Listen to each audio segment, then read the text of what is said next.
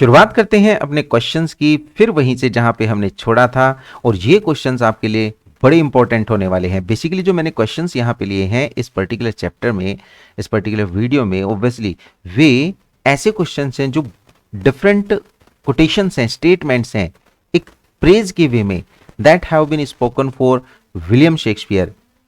तो इन्हीं पे बने हुए क्वेश्चंस को मैंने इनमें लिया है।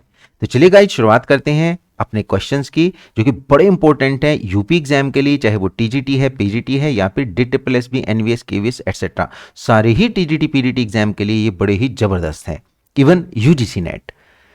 तो हमने सबसे लास्ट में जो वर्क किया था, क्वेश्चन किया था, वो क्वेश्चन था हमारा दिस वन। यानी यहां पे क्वेश्चन था Shakespeare is the grandest thing. क्या लिखा है भाई यहां पे हमारा लिखा है कि Shakespeare is the grandest thing we have yet done, है ना। इंडियन एम्पायर, क्या लिखा है? Indian empire will go at any rate someday, but this Shakespeare does not go, he last for ever with us. तो ये बात कहने वाले कौन थे? कार्लाइल। तो आंसर हमारा यहां पे क्या आ जाएगा? कार्लाइल। तो देखते हैं इससे अगला क्वेश्चन हमारा क्या है। और भाई यहां पे क्वेश्चन पूछा गया इन विच ईयर, 41 जो कहता है, in which year were Shakespeare sonnets published. Shakespeare की सोनेट्स जो पब्लिश की थी वो थॉमस थॉर्प ने की थी। भाई ये भी अपने आप में क्वेश्चन है, कौन था भाई? Thomas Thorpe. तो Thomas Thorpe was the publisher, और उसने पब्लिश जो की थी ये की थी 24 में 1609, यानी मई 09 में 1609 में पब्लिश हुई थी शेक्सपियर की सोनेट्स। सभी लोग जानते हैं कि he had written in total 154 sonnets. Shakespeare की टोटल सोनेट्स कितनी जाती है? 154, जिसमें से अगर मैं कहूं तो 1 से लेके 126 तक हैव बीन डेडिकेटेड टू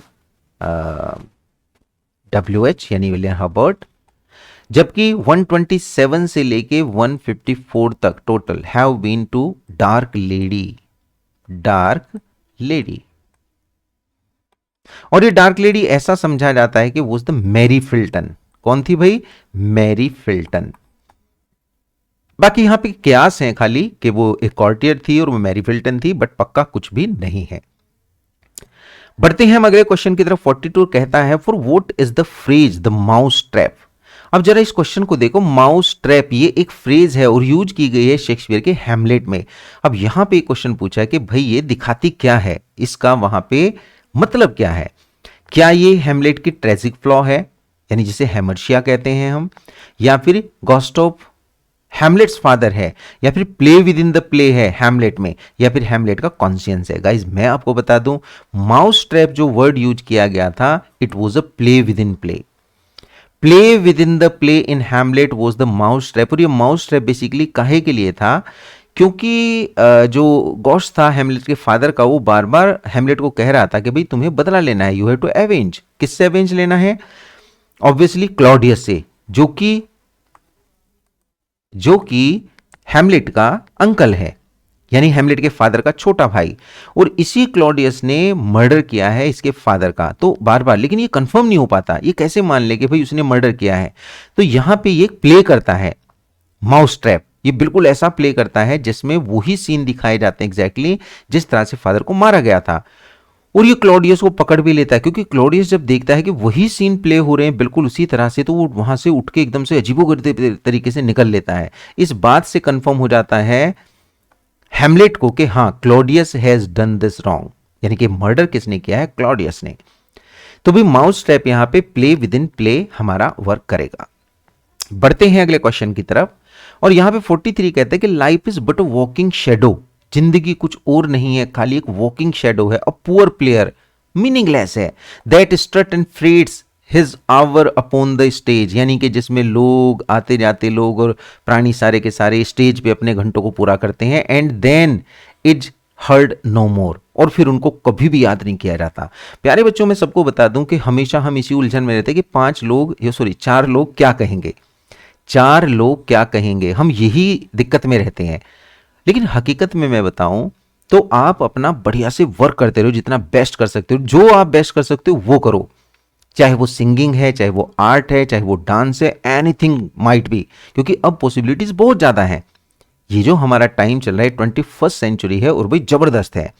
एक लकीर का फकीर नहीं बनना है, तो जो मन में आए वो करो, क्योंकि हकीकत यह है कि जब आप कुछ बेहतर कर लेते हैं तभी लोग याद करते हैं, वरना आपकी जिंदगी में कोई नहीं झांकता, सब अपने में लगे।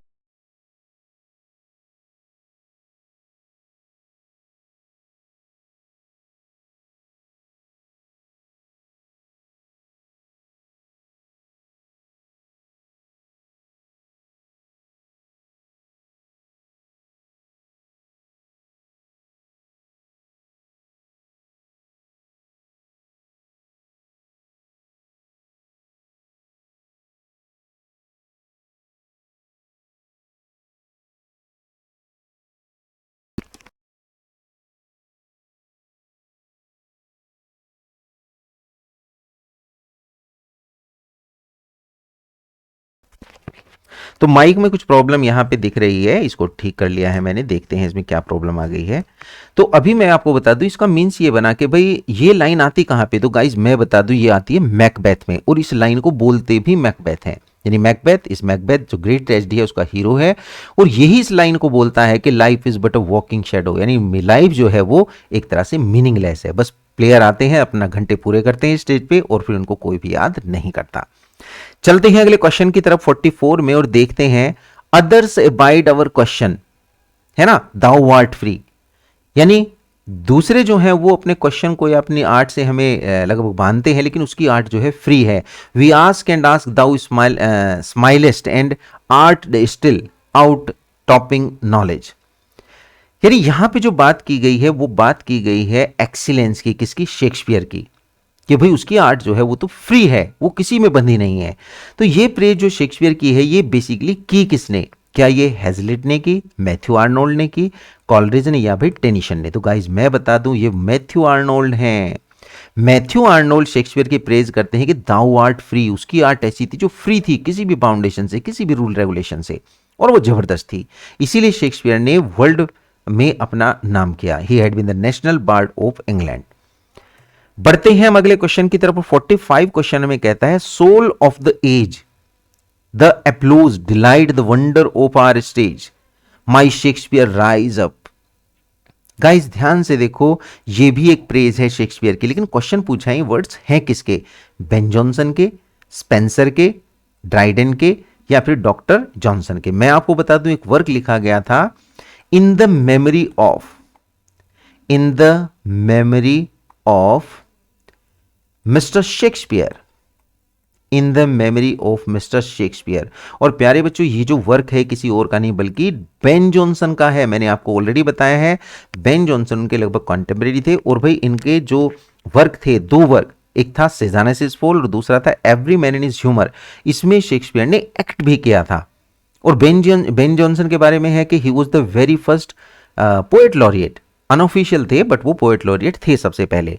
और सबसे बड़ी बात है कि ही वॉज प्योर क्लासिसिस्ट, इन्होंने जितने भी वर्क लिखे हैं वो तो या तो प्योर ट्रेजेडी हैं या फिर वो प्योर कॉमेडी हैं। तो भाई यहीं पे आंसर आता है कि ये लाइंस हमारे बेन जॉनसन की थी, किसके बारे में, ऑब्वियसली शेक्सपियर के बारे में। अगला क्वेश्चन हमें कहता है thou in our wonder and astonishment hast built thy self a live long monument and so sepulchred in such pomp dost like that king of such a tomb would wish to die. ये जो praise की गई है ये basically Shakespeare की praise किसने की है, क्या स्पेंसर ने की है, बेन जॉनसन ने की है, ड्राइडन ने, या फिर मिल्टन ने? तो गाइस जरा वर्ड्स को देख के बताओ, दाउ in our wonder and astonishment, ऐसे जबरदस्त वर्ड ऑब्वियसली मिल्टन के हो सकते हैं। और मैं आपको बता दूं पैराडाइज लोस्ट, पैराडाइज लोस्ट के बुक नंबर 4 में अगर आप ध्यान देंगे, किसमें भाई प्यारे बच्चों, बुक नंबर 4 में अगर आप ध्यान देंगे तो इसी में ये लाइंस अकर होती हैं। कौन कहते हैं ये, मिल्टन। किसकी प्रेज करते हैं, ऑब्वियसली शेक्सपियर की। तो शेक्सपियर की प्रेज इन्होंने इन शब्दों में यहां पे की है। अगले वर्ड्स की तरफ बढ़ते हैं और जरा देखते हैं, फिर से इनकी जबरदस्त प्रेज की गई है, और भाई प्रेज क्या है देख लेते हैं। The greatest genius that perhaps human nature has yet produced, our myriad-minded Shakespeare, है ना, कितना जबरदस्त लिखा है। बस कीवर्ड है myriad-minded Shakespeare, इसको ध्यान रख लेंगे। तो प्यारे बच्चों मैं बता दूं ये कॉलरिज हैं, और कॉलरिज ने किस वर्क में किया है, यह भी बड़ा जबरदस्त है जानना। कॉलरिज ने यह काम किया है बायोग्राफिया लिटरेरिया में। यह क्रिटिकल वर्क है, बायोग्राफिया लिटरेरिया। इस वर्क का जो सबसे बड़ा पर्पज था, वो पर्पज था to tell Wordsworth how to write poetry. देख रहे हैं आप यहां पे, हाउ टू राइट और कंपोज पोएट्री। पोएट्री कैसे लिखते हैं ये कौन बता रहे हैं, हमारे कॉलरिज बता रहे हैं। किसको प्यारे बच्चों बता रहे हैं, वर्ड्सवर्थ को। देख रहे हैं आप कितनी बड़ी बात है। लेकिन यहां पे कॉलरिज ने शेक्सपियर को बहुत ज्यादा प्रेज किया है, वर्ड्सवर्थ को क्रिटिसाइज किया है। कौन सा वर्क है, बायोग्राफिया लिटरेरिया। अगले वर्क की तरफ बढ़ते हैं और भाई अगला वर्क हमारा है, क्वेश्चन है, which of the following was the last play of Shakespeare. प्यारे बच्चों अगर मैं कहूं शेक्सपियर का जो वेरी फर्स्ट प्ले था, सबसे पहला प्ले था इनका हेनरी फोर्थ पार्ट 1। दूसरा और सबसे लास्ट में अगर मैं कहूं तो था टू नोबल किंग्समैन। ठीक है जी, सभी बच्चे ध्यान देंगे, टू नोबल किंग्समैन इन्होंने लिखा था लास्ट में, और हेनरी फोर्थ फर्स्ट पार्ट लिखा था इन्होंने सबसे पहले, है ना।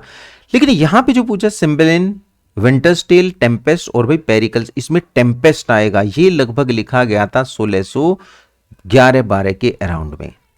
तो 1611-12, 11-12 अगर मैं कहूं तो obviously this was the Tempest. In works में टेम्पेस्ट यहां पे सबसे लास्ट में लिखा गया प्ले उनका आएगा।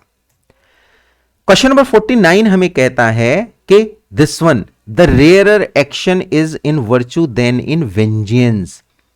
प्यारे बच्चों यहां पे लिखा this is the summing up of Shakespeare's philosophy. Shakespeare के फिलॉसफी की सम अप है लाइफ की। In which play does he expresses this philosophy.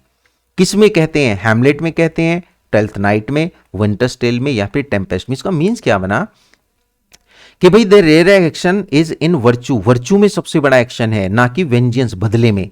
तो प्यारे बच्चों ये टेम्पेस्ट में आता है। कहां आता है, टेम्पेस्ट में। और टेम्पेस्ट में भी जो मेन यहां पे पर्सन है दैट इज प्रोस्पेरो, मिरांडा के फादर, द मैजिशियन, है ना, यही इस बात को कहते हैं। तो प्रोस्पेरो की ये लाइंस यहां पे आती हैं और ये वेंजियंस के लिए एक तरह से क्या करते हैं, 100% मना करते हैं। और वर्च्यू की बात करते हैं कि rare action is in virtue, ना कि वेंजियंस में। क्वेश्चन नंबर 50 को हम देखते हैं कि I will break my staff, bury it certain fathoms in earth and deeper than did ever plummet sound, I will drown my book. So in these words Shakespeare pronounces the ending of his dramatic career. In which play does he pronounce it? वो ये बात किस play में pronounce करते हैं, Tempest में, the winters Tale में, कॉरियोलानस में, या फिर भाई टाइटस एंड्रोनिकस में। तो सभी बच्चे ध्यान से देखें कि ये लाइंस जो हैं ये शेक्सपियर की किस वर्क में आती हैं। सभी को क्या करना है, इस क्वेश्चन को लेना है और इस क्वेश्चन को चेक करके बढ़िया से कमेंट बॉक्स में कमेंट करना है। मैं देखना चाहता हूं कितने बच्चों ने इसको देखा ध्यान से और कितने बच्चे इसका आंसर देते हैं। तो ये क्वेश्चन छोड़ा जाता है आपके लिए। नेक्स्ट क्लास में we would be discussing this, लेकिन उस डिस्कस से पहले आपके आंसर्स यहां पे मोस्ट अवेटेड हैं। तो गाइज आज हम इतने ही क्वेश्चंस करेंगे। उम्मीद है कि क्वेश्चंस आपको बढ़िया लगे हैं। इसको लाइक करें, शेयर करें, सब्सक्राइब करें। मिलते हैं नेक्स्ट वीडियो में, तब तक के लिए thank you so much, have a great time.